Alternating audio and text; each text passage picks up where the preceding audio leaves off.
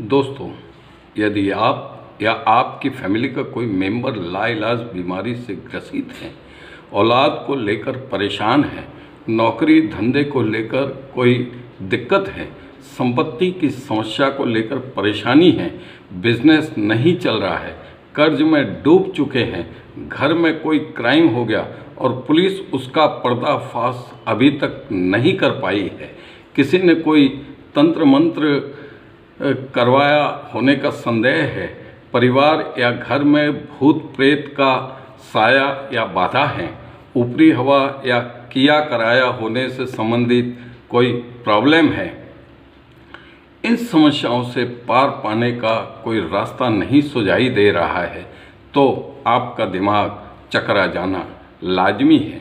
इसी बीच यदि कोई बाबा या बापू अचानक एंट्री मार दें और चमत्कारिक तरीके से आपकी परेशानियों को समझ लें और न सिर्फ समझें पर चमत्कारिक तरीके से ही उनका सॉल्यूशन भी बता दें, तो क्या आप उसे भगवान मान लेंगे? थोड़ी देर के लिए फर्ज करो कि हज़ारों लोगों की भीड़ खड़ी है, सभी के हाथों में पानी से भरी हुई बोतलें हैं। अचानक एक बापू एंट्री करते हैं, वे भीड़ पर एक फूंक मारते हैं और कहते हैं कि घर जाकर 15 दिन तक यह पानी पी लेना, आपकी हर समस्या का समाधान हो जाएगा। तो क्या फिर आप उसे भी भगवान मान लेंगे? तो दोस्तों, जाहिर है कि आप उनके प्रति आस्तिक हो जाओगे, चाहे वह आपकी आस्था हो या अंधविश्वास। पर यह 100% सच है कि आप ऐसे बाबाओं या बापुओं के मुरीद हो जाएंगे। सिंपल लैंग्वेज में कहें तो अंधभक्त हो जाओगे। जी हाँ, बिल्कुल आप ठीक समझे। हम बात कर रहे हैं बागेश्वर बाबा जैसे चमत्कारिक बाबाओं और खेरालू के बापू जैसे बापुओं की। अब सबसे बड़ा सवाल यह पैदा होता है कि ऐसे बाबाओं और बापुओं को साइंटिस्ट कहा जाए या माइंड रीडर कहा जाए या डॉक्टर हकीम कहा जाए या ओझा कहा जाए या झाड़ फूंक करने वाला कहा जाए या आध्यात्मिक धर्मगुरु कहा जाए या भगवान कहा जाए या फिर फ्रॉड कहा जाए, यह वाकई शोध का विषय है।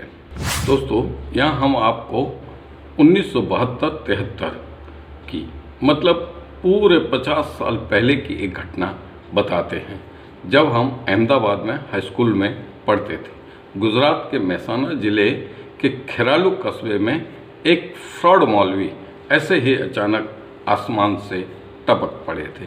बेशक वो थे तो मौलवी, पर फेमस हुए थे खेरालू के बापू के नाम से।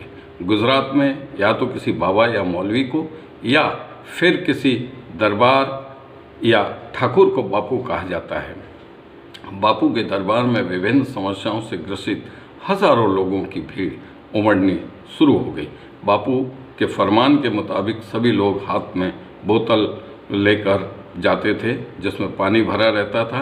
हजारों की भीड़ पर बापू फूंक मारते और वह फूंक मारा हुआ पानी पीने की सलाह देते ताकि उनकी हर प्रॉब्लम सॉल्व हो जाए।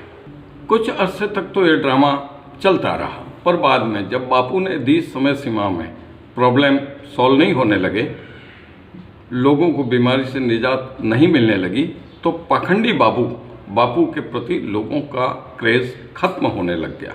फिर तो रफ्ता रफ्ता फ्रॉड बापू बीते ज़माने की कहानी बन गए और लोगों ने भी उन्हें कचरे की तरह दिमाग से निकाल बाहर कर दिया।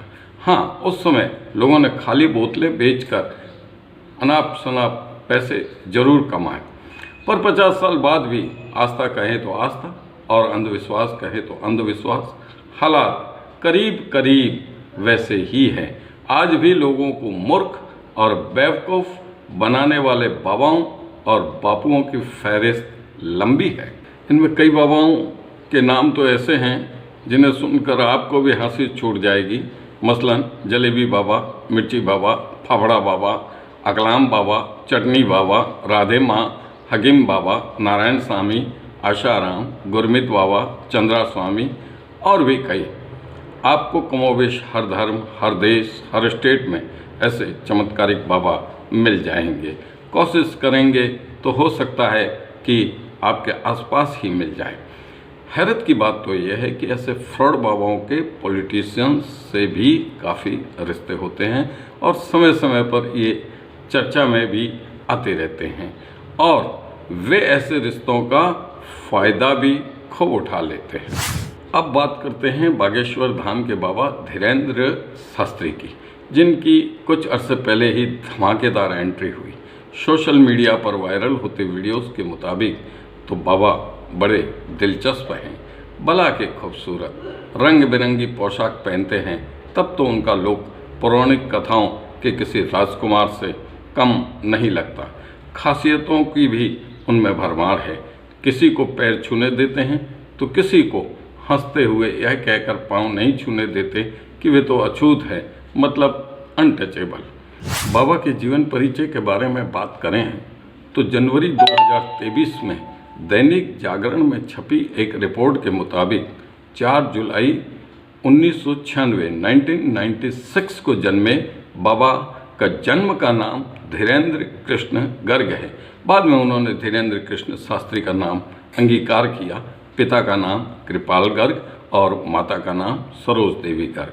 आपको बता दें कि बागेश्वर धाम बाबा का भी दिव्य दरबार पहले से ही लग रहा था और इस दरबार की वजह से उन्होंने खासी लोकप्रियता भी हासिल की। दोस्तों, यहाँ बीच में आपसे आग्रह है कि यदि आप इस चैनल पर नए हैं तो हमारे इस चैनल को सब्सक्राइब जरूर कर लें।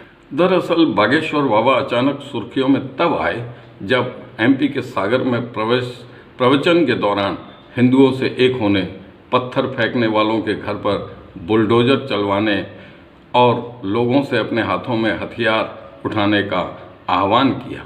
फिर वे रामकथा के लिए नागपुर गए। वहाँ बाबा का पाला अंधविश्वास और काला जादू के खिलाफ लड़ाई लड़ने वाली संस्था महाराष्ट्र अंधविश्वास निर्मूलन समिति के राष्ट्रीय संयोजक श्याम मानव से पड़ गया। मानव अपने आप को स्वामी विवेकानंद और महात्मा गांधी की तरह सनातनी हिंदू मानते हैं। उनका कहना है कि वे भगवान या किसी धर्म के खिलाफ नहीं है, सामान्य तौर पर धर्म के नाम पर चलने वाले फ्रॉड के विरोधी हैं, प्रोपेगेंडा के विरोधी हैं। दैनिक भास्कर की एक रिपोर्ट के मुताबिक तो वे अब तक करीब 200 से अधिक बाबाओं के पाखंड को उजागर कर चुके हैं। श्याम मानव ने 8 जनवरी को बागेश्वर सरकार के दिव्य दरबार की पुलिस में शिकायत की थी। इसके बाद उन्हें रोजाना धमकियां मिलनी शुरू हो गई तो वे पुलिस के कड़े पहरे में रहने लग गए। यह वे ही श्याम मानव हैं जिनके कारण नागपुर आई शकुंतला देवी को अपना प्रोग्राम छोड़कर भागना पड़ा था।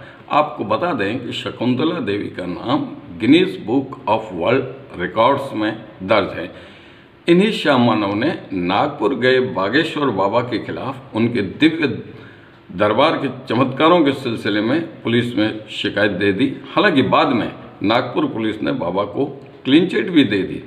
उधर शिकायत देने के साथ श्याम मानव ने कमरे में बंद कुछ अनजान लोगों के नाम, उनके पिता के नाम, उम्र और फ़ोन नंबर बताने का बाबा को चैलेंज भी दे डाला।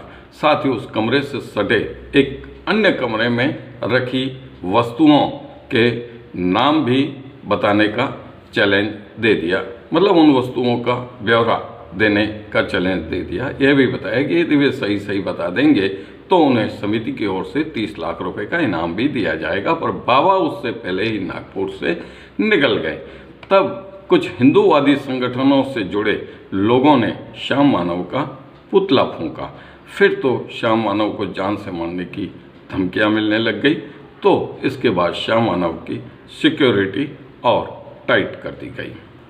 उधर बाबा ने भी खुलासा कर दिया कि वे नागपुर से भागे नहीं। यदि श्याम मानव को चैलेंज देना है तो वे एमपी के रायपुर के दिव्य दरबार में आ जाएं या फिर बागेश्वर धाम आ जाएं। पर कतिपय तकनीकी कारणों से श्याम मानव ने रायपुर आकर चैलेंज देने से मना कर दिया। बाद में रफ्ता मामला ठंडा पड़ गया। दोस्तों, सनातन सत्य तो यह है कि बाबा बागेश्वर धाम में आज भी हजारों की तादाद में लोग उमड़ रहे हैं। बाबा भी उन्हें करीब करीब हर समस्या का समाधान बताकर संतुष्ट कर रहे हैं, समस्या निराकरण की समय सीमा भी बता रहे हैं। ऐसी स्थिति में यदि निर्धारित समयावधि में समस्या का निराकरण हो जाएगा तो बाबा की लोग भगवान की तरह पूजा करेंगे, इसमें कोई दो राय नहीं है। पर यदि निराकरण नहीं हुआ तो क्या होगा, यह वक्त ही बताएगा। पर दोस्तों, फिलहाल वही प्रश्न अपनी जगह पर यथावत है कि ऐसे बाबाओं और बापुओं को क्या कहा जाए, वैज्ञानिक कहा जाए या माइंड रीडर कहा जाए या डॉक्टर हकीम कहा जाए या ओझा कहा जाए या झाड़ फूंक करने वाला कहा जाए या आध्यात्मिक धर्मगुरु कहा जाए या भगवान कहा जाए या फिर फ्रॉड कहा जाए, यह किसी साइकोलॉजिस्ट के लिए वाकई शोध का विषय हो सकता है। बहरहाल दोस्तों, इस वीडियो में बस इतना ही। अगले वीडियो में फिर नए एनालिसिस के साथ मिलेंगे। तब तक देवेंद्र रावल को दीजिए इजाज़त। धन्यवाद।